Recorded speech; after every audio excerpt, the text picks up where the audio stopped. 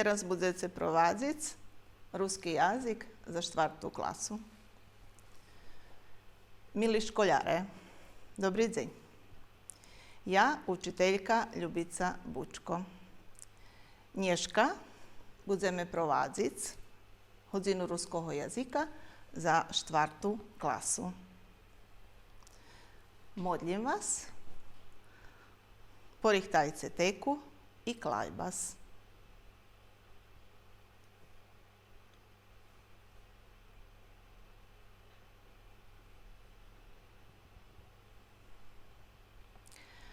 Za počatok sam vam porihtala jednu križaljku. Vi znate už robić križaljki i ljubite robić križaljki u zahradki i u dajakih drugih časopisoh. Napišeme toto, co vidíme na sličkoh, a rješenje dostanjeme u žoltih kvadracikoh.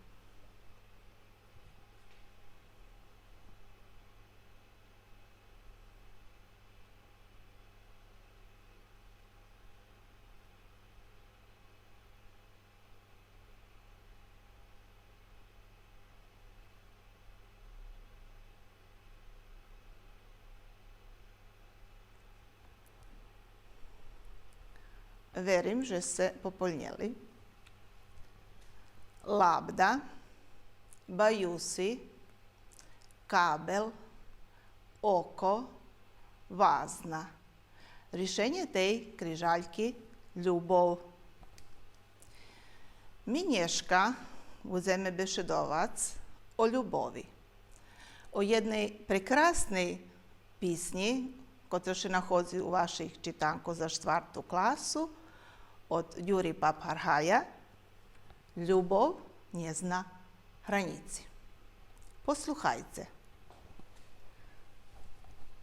Žaba jedna hvarela mi, že me ljubi, a uljizac mi nje dala sladoledu.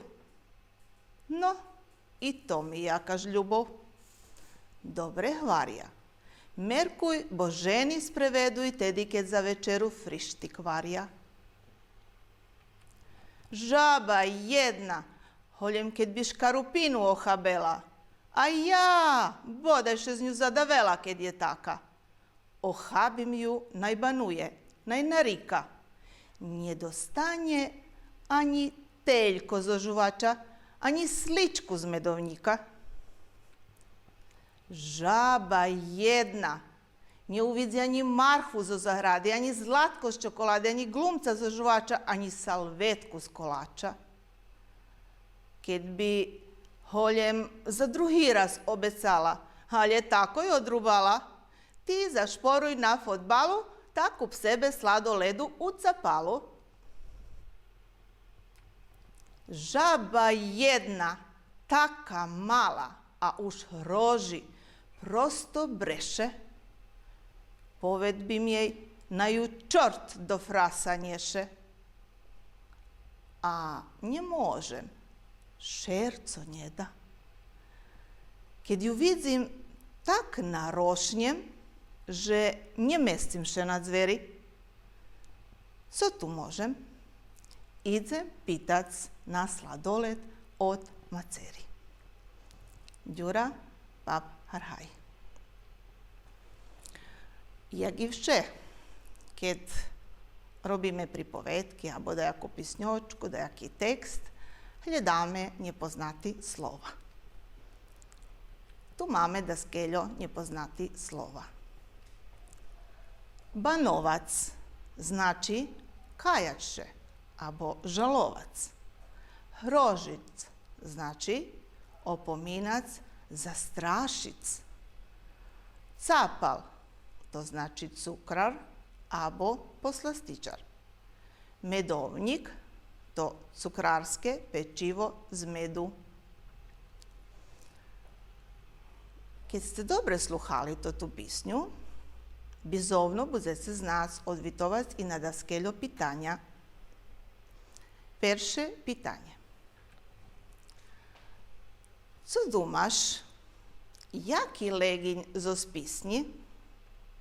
Našmejani, nahnjivani, veseli, podzekovni. Uvređeni. Krasni. Napište do svojih tekov odvid.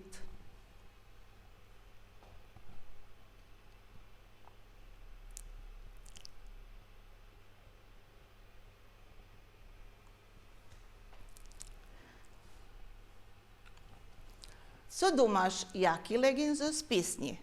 Točni odvid. Nahnjevani i uvređeni. Druge pitanje.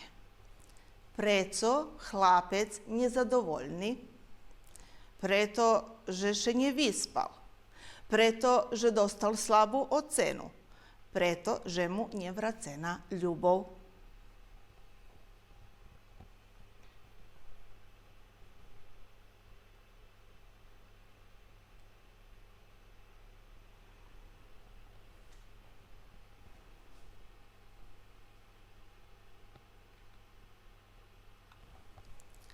Preco chlapec niezadovoljný?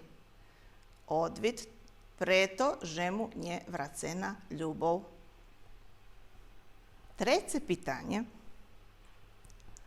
So s kotrima dvoma slovami chlapec vyražal svoj hnív?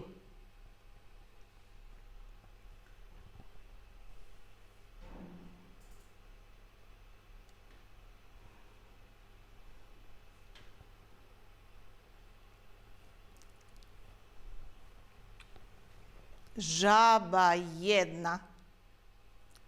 U tim výrazu nahromadzeni veľi slova, veľi čustva. Za taký výraz hovoríme, že je shusnutý výraz.